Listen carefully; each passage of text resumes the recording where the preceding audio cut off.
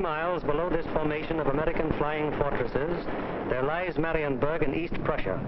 Up to this moment, one of the most important cogs in Germany's war machine. The specific target on which this lead bombardier is lining up his bomb site is the Focke-Wulf 190 plant. Up to this instant, this aircraft factory has been accounting for almost 50% of Germany's total FW-190 fighter assembly. Miles away. Tons of bombs rain down in a tight pattern of destruction. This, remember, is no area attack. It is an assault on one single target, and any bomb that falls outside that target has failed to achieve its purpose. The assembly of fighters in this Focke-Wulf factory has come to a sudden and violent end. To many, the bombing of Germany probably seems to be little more than a series of capricious adventures, one attack unconnected in any way with the one that preceded it or the one that will follow it. It is easy for the average citizen to envision the positions of ground armies because of maps like these, which make the positions of the contesting forces quite clear. It is harder to express so graphically the progress of a bombing program.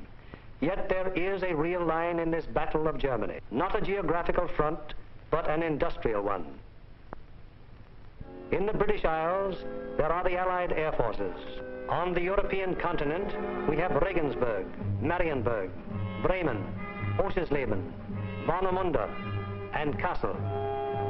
These are the major German fighter assembly plants, and as such are actually the center of Germany's industrial defense line. However, these are only the places where the aircraft is assembled into the finished fighting machine.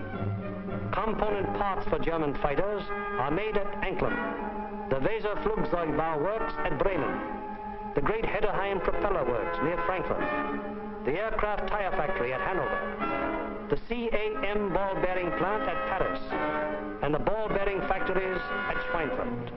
Obviously, an assembly plant can't operate if other plants aren't building the parts from which the enemy planes will be assembled. Hulst produced 29% of all German synthetic rubber production and is in fact responsible for 18% of our entire supply of rubber, natural or synthetic. At Bochum, there's a great steel plant producing high-grade aviation steel. Arroya, up in Norway, is a great producer of aluminum and magnesium, metals which figure importantly in aircraft production. At Ham, there are great railroad marshalling yards, having a capacity of 10,000 freight cars a day. Much of the tonnage handled here is closely connected with the manufacture, assembly, maintenance, and repair of enemy aircraft. And so it is all over Germany and occupied Europe. Everywhere there are plants and installations that contribute directly or indirectly to the making of German aircraft. Industrial bastions which must first be ripped apart before the enemy's armies can be destroyed. The smashing blows by the Allied air forces at Hulst, Arroya, Regensburg, Schweinfurt, Hanover, and Frankfurt have had the result of piercing the German industrial line to the extent of 37.5% of estimated single-engine fighter production in September of 1943. If this rate of drop continues, there can be only one result: the eventual disappearance of the Luftwaffe as a defensive force. But these attacks have had other far-reaching effects. For instance, in January of 1943, just when the 8th Bomber Command had started daylight attacks against Germany proper, 42% of the German fighter strength was concentrated in Western Europe, 33% of it in Russia, and 25% in the Mediterranean area. After 10 months of American bombers appearing by day over Germany, the figures line up more like this. On the Russian front, 19%. In the Mediterranean area, 12%. And in Western Europe, 69%. Germany thought it was urgent enough to withdraw fighters from two important theaters, all in a vain attempt to save their crumbling industry from the grim, destructive blows of the British-American bomber offensive. And that is why the Battle of Germany is being fought. Now we come to the problem: how are the targets selected? And what enormous effort is necessary for the 10 or 15 minutes that our air task forces will be over any given target? The daylight bombing offensive against Germany is the responsibility of the 8th Air Force. Under the 8th Air Force are the 8th Bomber Command, the 8th Fighter Command, and the 8th Air Service Command. all of whom contribute to every bombing mission.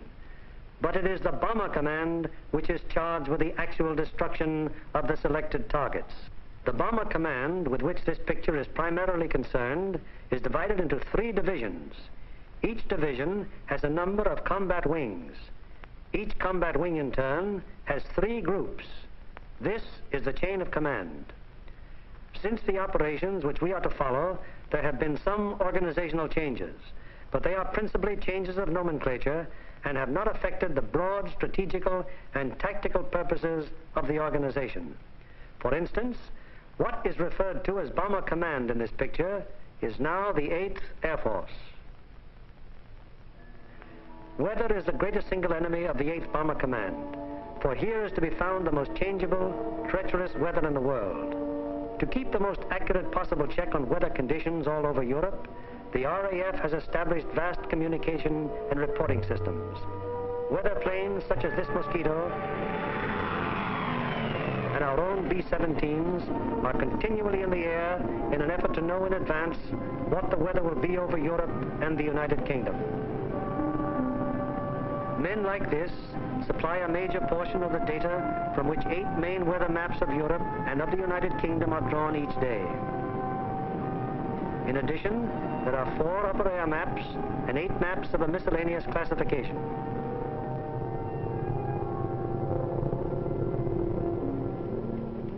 In this room, all weather information is collected, coordinated by the RAF, and sent out by teletype to every responsible command. This is the weather section in the operations block at the Bomber Command. Here, the information gleaned from the weather stations is put together and correlated into weather maps. Accurate predictions must be made as to the direction and speed of the wind, downward and forward visibility, temperature, humidity, possible icing conditions, and probable atmospheric pressure at the bases, en route, and over the target.